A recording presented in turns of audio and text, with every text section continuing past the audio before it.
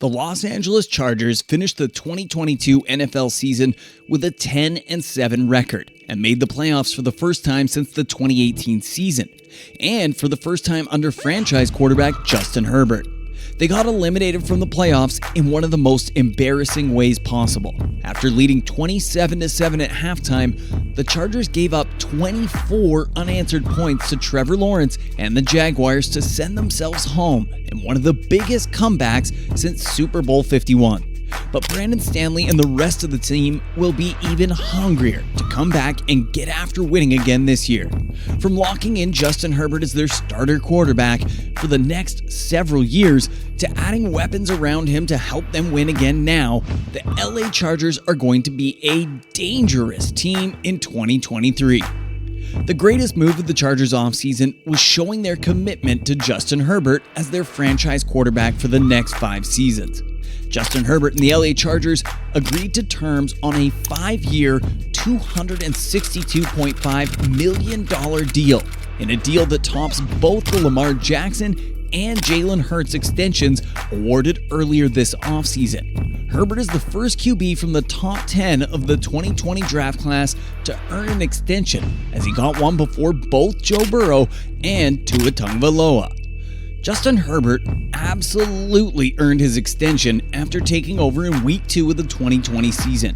Just minutes before game time, the Chargers team doctor accidentally punctured Tyrod Taylor's lung, and Herbert was given the sudden nod to start. In his first bit of NFL action, Herbert went for 311 passing yards, 1 touchdown, 1 interception, and a rushing touchdown. With that, Herbert became only the 3rd QB in NFL history to throw for over 300 yards and rush for a touchdown in their career debut. And this game would become the start of something special. For the rest of his rookie campaign, Herbert went off, dominating the rest of his fellow rookie QB class.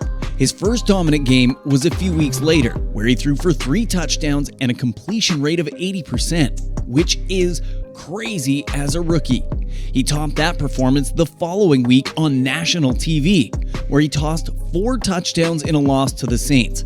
By the end of his rookie season, Herbert broke 3 records, including the most touchdowns by a rookie QB in a single season with 31. That was 5 touchdowns more than the 1998 rookie Peyton Manning and 5 more than 2012 rookie QB Russell Wilson. He also broke the record for the most average yards per game as a rookie with 289.1, which broke both Patrick Mahomes and Andrew Luck's rookie stats. The other rookie stat he broke was the most completions, where completing 396 passes, which is 17 more than the next best rookie season, when Carson Wentz had 379 completions. He became the 4th rookie QB to amass 4,000 passing yards in a season, and in his rookie year, Herbert won the Offensive Rookie of the Year award. In 2021, Herbert made his 2020 stat sheet look so small. He started the year with a 3-1 record, and in Week 5, he put up his best numbers on the year. Herbert threw for just shy of 400 yards, 4 touchdowns, and even ran in a score. Fast forward to the end of 2021, and Herbert and the Chargers just narrowly missed the playoffs. But Justin Herbert proved he is the guy moving forward. At the end of this season in 2021, Herbert threw for over 5,000 passing yards. He led the Chargers to a 9-8 record and threw for 38 touchdowns on the year. He earned his first Pro Bowl and was voted 40th on the NFL Top 100 list. 2022 was the year for the Chargers to finally make the playoffs. The team all around got better around Justin Herbert, and they were ready to face the challenges of their fellow AFC West rivals. Herbert in 2022 went for 4,700 yards and 25 touchdowns. Clearly, the Chargers have it figured out at QB. Many will argue that it was the defense that kept the Chargers from winning more games in 2022. And now, in 2023, the Chargers are facing a new-look AFC West. There's, of course, the Chiefs, who bring the biggest threat to just about, any team in the league. With Justin Herbert at QB, staying competitive with the Chiefs has become a lot more feasible. The Chargers did get swept by the Chiefs last year, but both games the difference was only a field goal. Herbert and the offense was able to put up among the most points Kansas City Chiefs allowed in 2022, and their defense was average in 2022 despite adding big-name players like Khalil Mack and J.C. Jackson. Joey Bosa only played in 5 games, and his absence was felt greatly. Derwin James and Asante Samuel Jr. had above-average years, but the whole defense just wasn't clicking, and the Chargers didn't do too much to help make the unit better. The big free agency move they did make was acquiring Eric Kendricks. Kendricks has had a subpar year the past couple years, and it's a possible change of scenery gives him some upside, but I wouldn't expect too much. Most of LA's defense will be coming back to full strength this year in 23, and the hope is they can be at least a middle-tier unit. They gave up 22.6 points per game last year, and with their offense led by Justin Herbert, they will more than likely score more than that a lot in 2023. The Chargers draft brought in some high upside players as well, most notably TCU wideout Quentin Johnston, who was taken in the first round in a swing of receivers, and for good reason. At TCU, Johnston had over 1,000 receiving yards and 6 touchdowns. At the Combine, he ran a 4.49 40 time and tested well in other areas. This gives Justin Herbert another deep ball threat. The Chargers already have Keenan Allen and Mike Williams, and putting Quentin Johnston into the mix makes that unit that much more lethal. They took Tully Toipalutu in the second round, which is one of the more underrated players in the draft. He is 6'3" and knows how to get to the QB. He put up 13.5 sacks in the 2022 season at USC and can help complement Joey Bosa in the pass rush game. Diane Henley is another great young piece. And then the Chargers struggled at tackling last year, and when you look back on it, it's a big reason why the team gave up so many points in 2022. Henley should help make sure that number goes down, and he had a 92.8% tackle rate in college.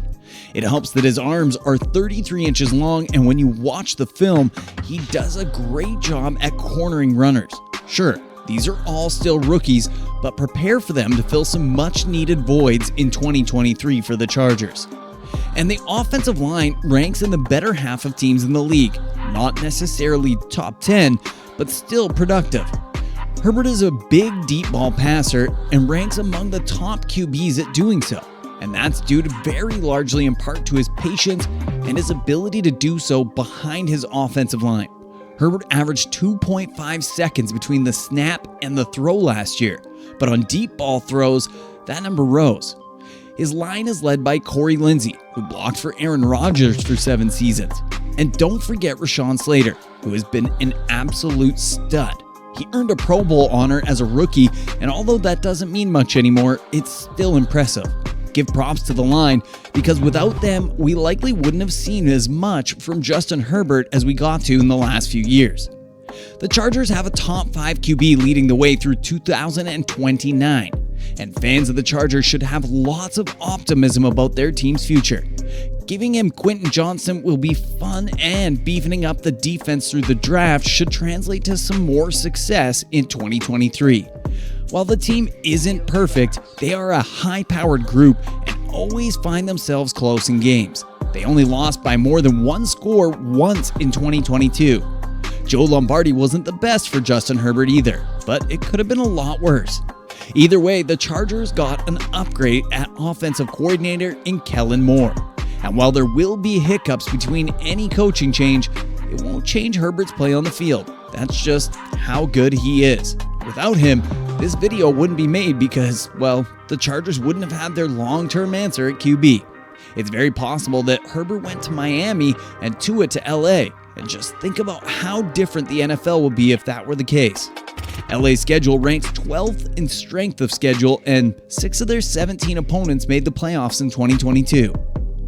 Outside of the Chiefs, the Chargers should still be the favorite to finish the second in the division and to make the playoffs. The Broncos should be a lot better with Nathaniel Hackett leaving the scene in Denver, and with Russell Wilson under center, it seems a whole lot more likely that the Broncos actually make a run for the playoffs this year.